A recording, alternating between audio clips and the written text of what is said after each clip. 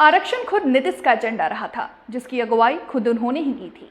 बिहार में भी हाल में 75% आरक्षण लागू किया गया। ये ठीक है कि इसमें आरजेडी का भी एजेंडा था। उस वक्त वे साथ थे, लेकिन हकीकत यह है कि पूरा विपक्ष आरक्षण के मुद्दे पर साथ दिया। आरक्षण पर जब इसी बिहार सदन में जब बिल लाया गया था, उस वक्त विपक्ष के नेता थे सम्राट चौधरी। उन्होंने कहा था कि आरक्षण की सीमा बढ़ाइए, हम उसका समर्थन करने के लिए तैयार हैं। आरक्षण तो आज एक राजनीतिक औजार बन गया। कोई भी पार्टी चाहकर के भी इसका विरोध नहीं कर सकती है। हालांकि हाईकोर्ट ने उसे खारिज कर दिया था। इसी को बचाने के लिए नीतीश कुमार ने संवैधानिक कवच देने की कोशिश की थी। इसीलिए नीतीश ने सदन में जो कुछ कहा वो संपूर्ण महिला के लिए नहीं था। हालांकि इसी तरह की झल्लाहट के पीछे उम्र और सेहत वजह हो सकती है। ये स्वाभाविक है कि आग में चिड़चिड़ापन हो जाता है। इसे आप व्यक्तिगत कमजोरी भी कह सकते हैं। अरे महिला हो, कुछ जानती नहीं हो, महिला को अरे अरे अरे बोल रही है, कहां से आते इन लोगों के साथ जो हैं, ये लोग कोई महिला को आगे बढ़ाया था? अरे हम 5 के बाद न महिला को बढ़ाए हैं, बोल रही हो। इसीलिए हम कह रहे हैं चुपचाप सुनो। अरे ऐसे ही बोल रहे, अरे क्या हुआ, सुनोगे नहीं? इससे पहले राज्य के पूर्व मुख्यमंत्री जीतन राम मांझी के ऊपर भी अनाप शनाप टिप्पणी कर दी गई थी। इससे कोई फायदा नहीं होने वाला है। इसलिए महोदय मैं कहना चाहता हूं कि दे रहे हैं, हमको बात नहीं समझ में आ रहा है। इनको कुछ आइडिया है? ये तो मेरी गलती है कि इस आदमी को हमने बना दिया था मुख्यमंत्री। नहीं ठीक है, ये कोई सेंस नहीं है इसको, ऐसे ही बोलते रहता है, कोई मतलब नहीं है। हो गया। हम कह रहे थे कि आप ही लोगों के साथ रहिए। अध्यक्ष महोदय भाग के चला आया था 7 पार्टी में। अध्यक्ष अभी महोदय हम जान करके भगा दिए उधर। अध्यक्ष क्या उधर रहिए, इसीलिए हम कहेंगे बात हो गई है। सब समर्थन कर रहे हैं, प्रधानमंत्री सुन लीजिए, बता रहे हैं ये बहुत गलत सारे लोग समर्थन कर रहे हैं। और कोई सेंस है ये जो प्रचारित करता है? सुनो न, बैठो न यार, बैठो न।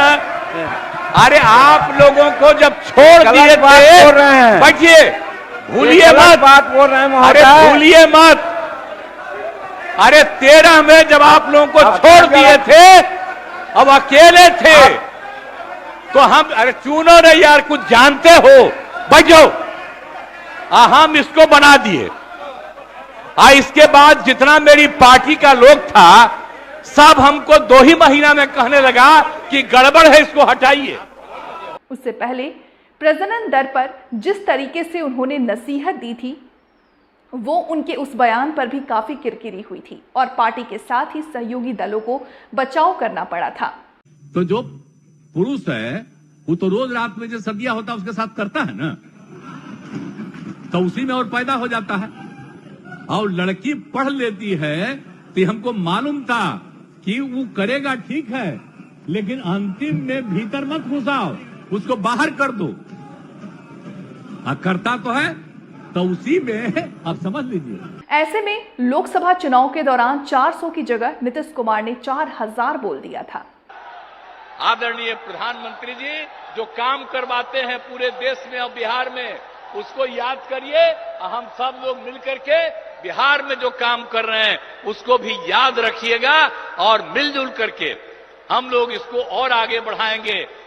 और आदरणीय प्रधानमंत्री जी का 10वां साल चल रहा, फिर तो आगे रहने करेंगे। 5 साल में कोई दिक्कत नहीं, और हमको पूरी उम्मीद है कि 4,000 से ज्यादा, उससे भी ज्यादा जरूर एमपी यहां पर रहेंगे इनके पक्ष में। तो आप लोग सब पक्ष में दीजिएगा ना यहां के लोगों को वोट। एक बैठक के दौरान भी कुछ अलग नजारा दिखा, यानी जिस तरह का व्यवहार दिखा वो काफी कुछ बयां कर रहा है। और इन्होंने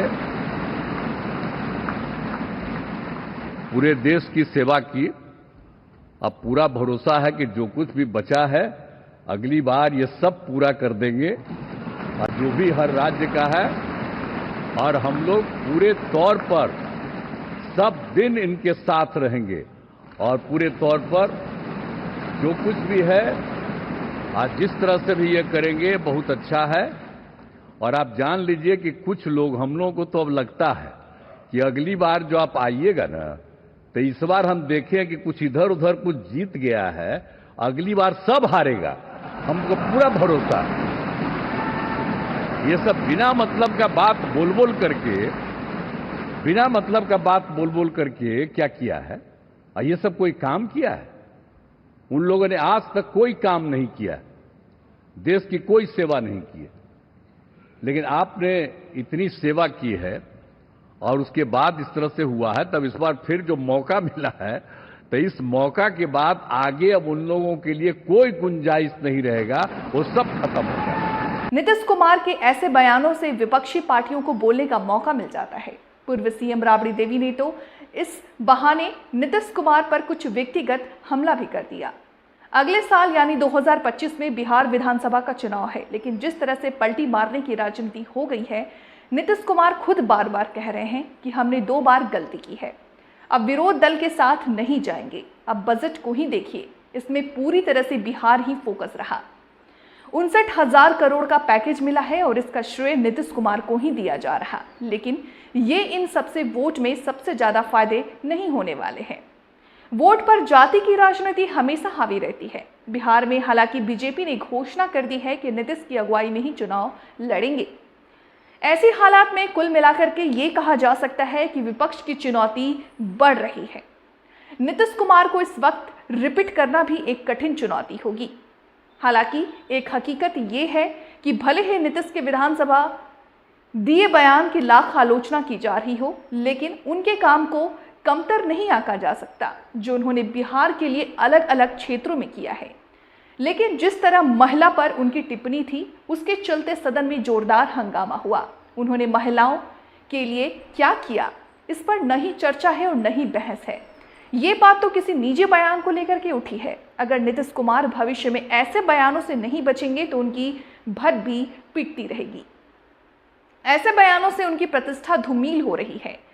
लोग सवाल कर रहे हैं कि आखिर नीतीश कुमार का ऐसा क्या हो गया है कि इस तरह का वे बयान दे रहे हैं। एक सदन नेता का इस तरह का संसदीय आचरण कहीं से उचित नहीं कहा जा सकता। किसी सदन में अगर पुत्र हो पुत्री हो तब भी वे माननीय होता है और वहां पर कोई संबंध नहीं होता। सदन के सदस्य के नेता एक दूसरे के व्यवहार, संबोधन, उसमें तो शिष्टता होनी चाहिए। लेकिन पिछले 2-3 सालों में जिस तरह से उनका लहजा रहा है वो बड़ी चिंता का विषय है।